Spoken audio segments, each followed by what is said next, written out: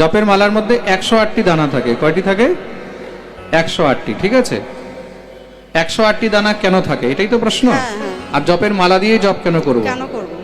27টি নক্ষত্র হয়। কয়টি নক্ষত্র? জোরে বলো। 27টি। প্রত্যেকটি নক্ষত্রের 4টি করে চরণ হয়। কয়টি? 4টি করে চরণ। এক একটি নক্ষত্রের 4 চরণ হয়। বুঝতে পেরেছো? তা 27টি নক্ষত্রের 4 চরণ মানে 27 মাল্টিপ্লাই যদি 4 করা হয় তাহলে কত হলো? 108। বুঝে গেছো? তো প্রত্যেকটি নক্ষত্রের এক একটি চরণের মধ্যে যেন আমাদের জপ সংখ্যা যুক্ত হয়, সেই অনুসারেই এই মালার গণনা করা হয়েছে। 108টি দানা মানে 27টি নক্ষত্রের চতুর্চরণ সব তার মধ্যে সমাহিত রয়েছে। সেই নক্ষত্র অনুসারে তার প্রত্যেকটি চরণকে আমরা স্পর্শ করে তখন গিয়ে এই মালা পূর্ণ করি। 108 যখন পুরো হয় তখন গিয়ে মালা পুরো হয়। মালা 108-এরও হয়, মালা 54 দানারও হয়। কত দানা?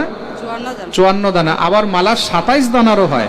সব থেকে নিম্ন মানে ছোট যেই মালা হয় সাইজে, নিম্ন বলতে ছোট, ছোট সাইজের মালা যেটা সব থেকে ছোট হবে সেটা হবে 27 দানার। কত দানার? 27 থেকে ছোট যদি হয় তাহলে সেই মালাতে জপ করলে কোনো ফল। আপনারা অনেক সময় অনেক সাধু সন্ত বৈষ্ণবদের হাতের মধ্যে ছোট মালা দেখেছেন হবে, হাতের মধ্যে নিয়ে থাকে এরকম করে ছোট করা মালা থাকে। অনেক টিভির মধ্যে দেখেছেন হবে, অনেক জায়গায় ছোট। 27টা থাকে দানা। বুঝতে পেরেছো? 27টা কেন থাকে? 27টি নক্ষত্র। ওরা ওইটাকে 4 বার জপ করলে তখন গিয়ে এক মালা পূর্ণ হয়। ওইটাকে 4 বার জপ করলে এক মালা পূর্ণ হয়।